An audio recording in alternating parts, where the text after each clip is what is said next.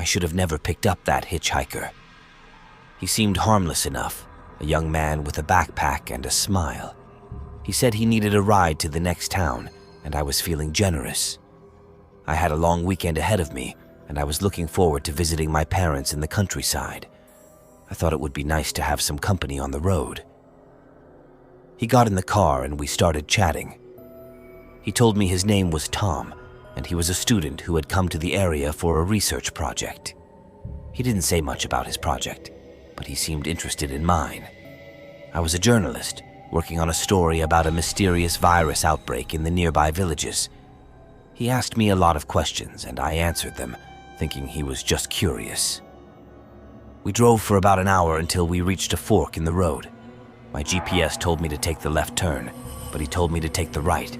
He said it was a shortcut and it would save us some time and gas. I trusted him and followed his advice. I turned right and drove into the darkness. That was my first mistake. The road was dirt, narrow and dark. I couldn't see where it led. I felt a twinge of doubt, but I ignored it. He said he had taken this road before, and it was safe and fast. He said we would be there soon. That was my second mistake. As we drove, I noticed that he became quieter and tenser. He stopped talking and started fidgeting with his backpack. He looked nervous, and I wondered why. I asked him if he was okay, and he said he was fine. He said we were almost there. That was my third mistake. I should have realized that something was wrong. I should have turned back. I should have listened to my GPS. I should have listened to my gut, but I didn't. I kept driving, hoping to reach the next town. That was my last mistake. Suddenly, he pulled out a gun and pointed it at me. He told me to stop the car and get out. He said he was sorry, but he had no choice. He said he was infected and he needed my blood. He said he was part of a cult and they were trying to find a cure for the virus. He said they had been experimenting on people and he was one of them. He said he had escaped, but they were after him. He said he had to kill me and take my blood to them. He said he was sorry, but he had to do it. I was shocked and terrified. I tried to reason with him, but he wouldn't listen. He said it was too late. He said they were here. He said they had followed us. He said they were waiting for us. He said they were coming. I looked in the rearview mirror and I saw them. They were in a black van with tinted windows and no plates. They were driving fast and they were closing in. They had guns and they were shooting at us. They wanted us dead. They wanted our blood. I panicked and stepped on the gas. I tried to outrun them, but they were faster. I tried to dodge their bullets, but they were accurate. I tried to scream, but they were louder. I tried to live, but they were stronger. They caught up with us and they rammed us off the road. We crashed into a tree and the car exploded. He died instantly and I was trapped. I was bleeding and I was burning. I was dying and I was alone.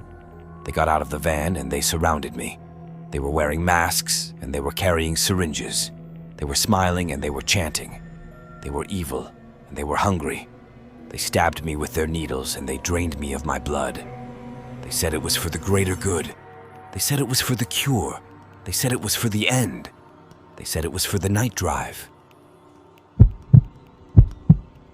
I was driving home from my friend's house after a long night of watching horror movies. It was around 2 a.m. and the roads were empty. I turned on the radio to keep myself awake, but all I could find were static and creepy noises. I decided to turn it off and focus on the road. As I was driving, I noticed a car behind me. It was a black sedan with tinted windows. It seemed to be following me closely, matching my speed and turns. I felt a chill run down my spine. Who was this person and what did they want? I tried to shake them off by changing lanes and taking random exits, but they kept on tailing me. I started to panic. Maybe they were some kind of serial killer or kidnapper. Maybe they had seen me at my friend's house and decided to target me. Maybe they had a weapon or a partner in crime. I decided to call the police, but my phone had no signal. I cursed and threw it on the passenger seat. I looked at the rearview mirror and saw that the car was still behind me. It was getting closer and closer. I could see its headlights glaring at me like two evil eyes. I stepped on the gas and tried to outrun them, but they were faster. They started to honk and flash their lights at me, as if they were trying to scare me or warn me. I didn't know what to do. I was running out of options. I saw a sign for a gas station up ahead. I thought maybe I could lose them there or get some help. I turned into the exit and drove towards the station. It was dark and deserted. There were no other cars or people around. The only light came from the neon sign that said, "Open 24/7. I parked near the entrance and got out of the car. I ran towards the door, hoping to find someone inside. I pulled the handle, but it was locked. I banged on the glass, but no one answered. I looked around and saw a sign that said, "Back in 5 minutes." I felt a surge of fear and frustration. I was trapped. I turned around and saw the black sedan parked behind my car. The driver got out and walked towards me. He was wearing a black hoodie and a mask. He had something in his hand. It looked like a knife. He stopped a few feet away from me and stared at me. He didn't say anything. He just tilted his head and smiled. I could see his teeth through the mask. They were stained and crooked. I backed away from him, trying to find a way out. I looked for a weapon or a hiding place, but there was nothing. I was cornered. He moved closer to me, raising his knife. I screamed and closed my eyes, waiting for the end. But nothing happened. I opened my eyes and saw him standing still. He had dropped his knife and was clutching his chest. He fell to the ground and started to convulse. He was having a heart attack. I couldn't believe it. He was dying. I felt a mix of relief and shock. I didn't know what to do. Should I help him or run away? Should I call an ambulance or leave him there? I decided to run. I didn't want to stay there any longer. I didn't want to see his face or touch his body. I didn't want to get involved. I got into my car and drove away as fast as I could. I didn't look back.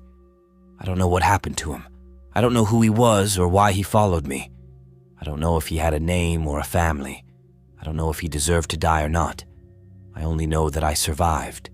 I survived a scary night drive, and I will never forget it. I was driving home from a long day at work, feeling tired and hungry. The snow was falling heavily, making the road slippery and the visibility low.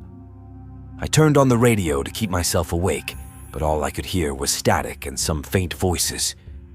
I checked the GPS on my phone, hoping to find a shortcut to avoid the traffic. It showed me a route that would save me 15 minutes, but it was through a dark and isolated road. I hesitated for a moment, but then decided to take it.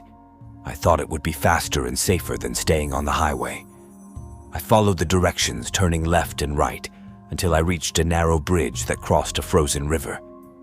The bridge looked old and rusty, but I didn't have any other choice. I drove slowly, hoping it would hold my weight. As I reached the middle of the bridge, I heard a loud bang. I looked in the rearview mirror and saw that the bridge had collapsed behind me. I gasped, feeling a surge of panic. I was trapped on the bridge with no way back. I tried to calm myself down, thinking of a way out. I looked at the other side of the bridge, hoping to see a sign of civilization, but all I saw was a dark forest covered in snow. I felt a chill run down my spine. I had a bad feeling about this place. I grabbed my phone, hoping to call for help, but there was no signal. I cursed, feeling helpless. I wondered if anyone would notice that I was missing. I wondered if anyone would come to rescue me. I decided to wait in the car, hoping that someone would pass by. I turned off the engine to save gas. I wrapped myself in a blanket to keep warm.